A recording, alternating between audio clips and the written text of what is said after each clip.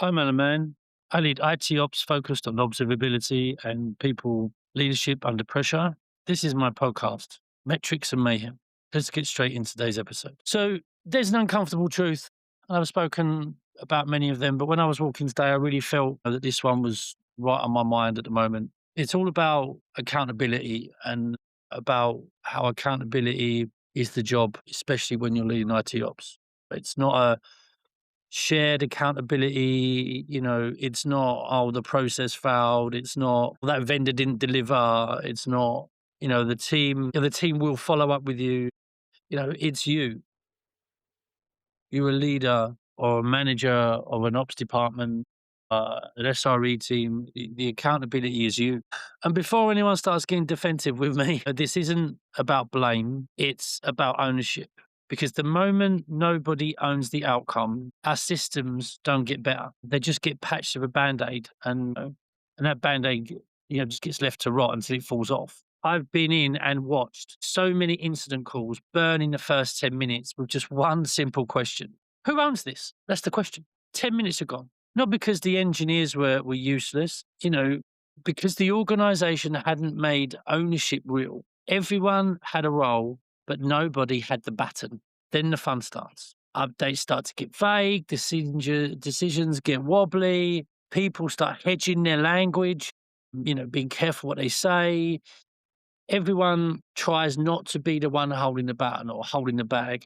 And meanwhile, the service keeps degrading while we're holding a meeting about a meeting. So this is what I think is that under pressure, as humans, we naturally try to outsource responsibility. It's self-protecting instinct, especially when things get tough, you know. But in ops, it's just a nuclear bomb for us, right?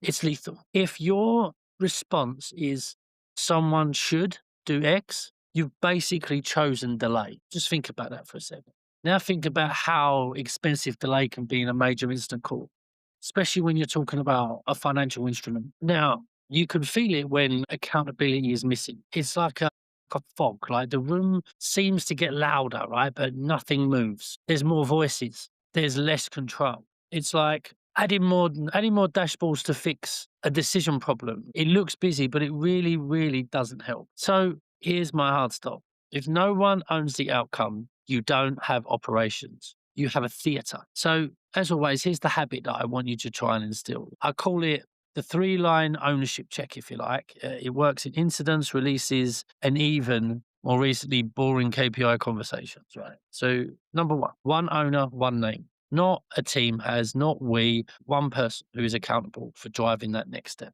2, the outcome needs to be in plain English or plain words. What does better look like in the next 30, 60 minutes? Not a task list.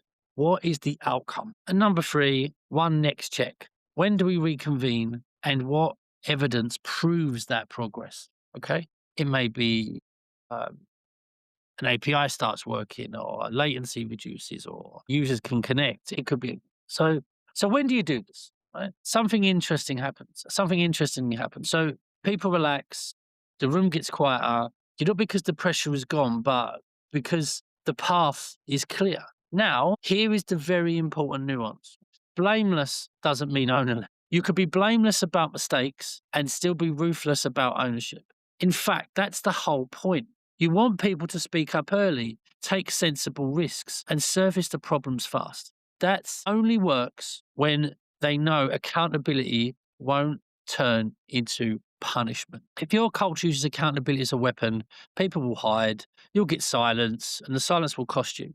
Right? It will cost you far more than an honest mistake. Trust me. So today's signal is simple. Make ownership explicit, make outcomes clear, make the next check inevitable. Because in IT ops, accountability isn't a slogan. It's the fucking job, guys. It really is. And on that bombshell, I hope you like what you're listening to. Please share, please subscribe. And for those of you who have been subscribing and supporting me, thank you ever so much. I love your feedback.